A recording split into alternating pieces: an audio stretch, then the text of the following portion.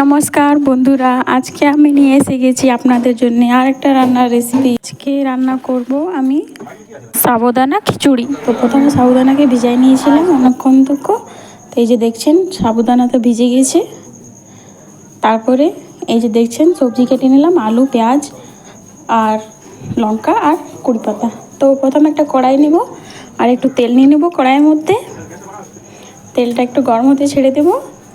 তারপরে তেলের মধ্যে আলুগুলো যে কেটে রেখেছিলাম সেগুলো দিয়ে দেবো। এই যে দেখছেন তেলের মধ্যে আলুগুলো দিয়ে দিলাম।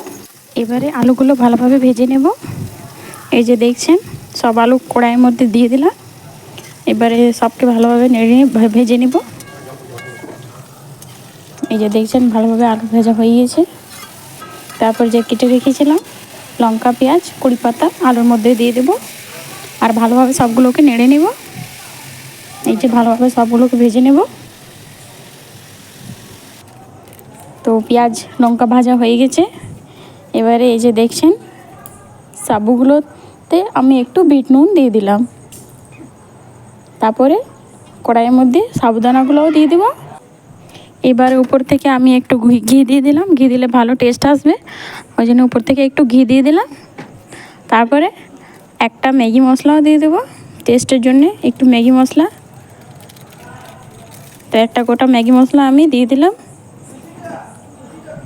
এবারে সবগুলোকে ভালোভাবে মিক্স করে নেব। এই যে দেখছেন ভালোভাবে ভেজে নেব সাবুদানার সাথে সব জিনিসগুলোকে।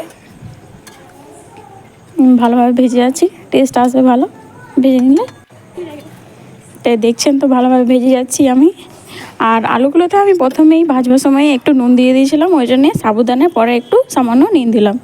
তারপরে একটু গোলমরিচ গুঁড়ো দিয়ে দেবো উপর থেকে, ভালো টেস্ট আসবে ঝাল ঝাল। তো একটু গোলমরিচ গুঁড়োও দিয়ে দিলাম।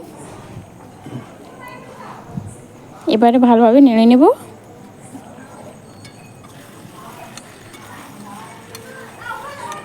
এই যে হয়ে গেছে তাহলে আমাদের রান্না। আপনারা যদি উপবাস করুন থাকেন তাহলে সাবুদানা রেসিপিটা বানাতে পারেন। পেঁয়াজ দেবেন না, আমরা খাবার জন্য করেছিলাম ওই জন্য একটু উপর থেকে পেঁয়াজ দিয়ে দিলাম। আপনারা যদি নিরামিষ বানাতে চান তাহলে আপনারা পেঁয়াজ দেবেন না, আমরা খাবার জন্য করেছিলাম ওই জন্য একটু পেঁয়াজ দিয়ে দিলাম, টেস্ট আসবে।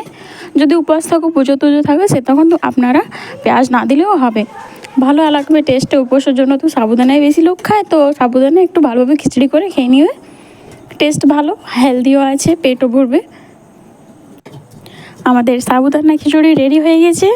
আপনারা কি যদি পছন্দ এসেছে আমাদের রেসিপিটা তাহলে ভিডিওটা লাইক করে দেবেন, আর এমনি আরও রান্নার ভিডিও দেখবার জন্যে আমাদের ইউটিউব চ্যানেলটা সাবস্ক্রাইব করে দেবেন। আচ্ছা, তাহলে আমি ভিডিওটা এখানেই শেষ করছি। আপনারা সবাই ভালো থাকুন আর সুখে থাকুন। ওকে, বাই।